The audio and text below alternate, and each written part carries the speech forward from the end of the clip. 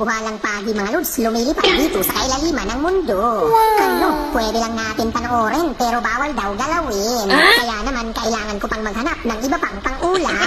Mabuti na lang, banayad lang ang current ng tubig ngayon mga lods. Hindi tayo mahihirapan sa pag-explore dito sa kailaliman ng mundo. Ayun, may natanaw na akong isang magandang lefty na tinatawag namang Manila dito sa isla namin. Wow! Agay tuso! Alam niyo ba, matamis ang sabaw nito kasi naman sweet lips. Tapos sunod kong natagpuan itong napakalawak na kuweba mga lods.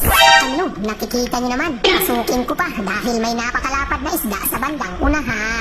Mahalagang paalala, huwag itong gagayahin dahil napakadelikadong sumabit at maipit sa ilalim ng bato. Ayan, malapad mga lods at napakaganda ng kanyang kulay. Wow! Agay tuso!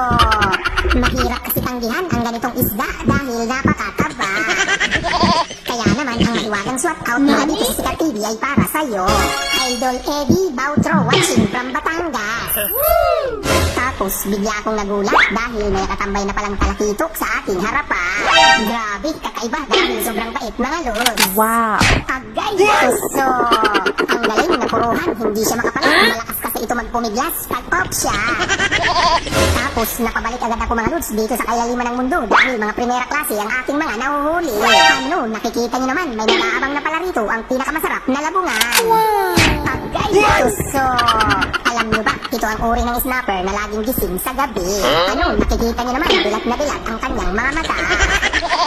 Tapos nasa kalagitnaan pa lang ako mga lods, nakikita na agad itong napakabait na pusit.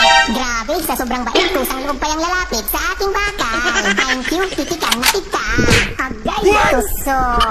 Panalo na naman mga lods ang inihaw na bagulan. Kaya naman ang mahiwagang swat out mula dito sa Sikat TV ay para sa'yo. Idol Carlos Moreno, Rangkat Balugan, CP. Tapos malalim na kuweba na naman mga lods itong ating nadatnan. Grabe, kinakabahan agad ako dahil kakaiba ang aking nararamdaman. Nangangati kasi ang aking palad. Ayun, sabi na nga ba, may nagtatago, mamahalin. Jackpot, malaking barka, isang uri pa rin ng lapu-lapu. Tuso! Napakaganda talaga dito sa spot, sulit pa rin kahit pamasikip ang kuweba. Tapos narating ko naman itong kagubatan ng mga corals mga lods dito sa kailaliman ng mundo. Grabe, walang katulad, talaga namang mahiwaga ang kagandahan.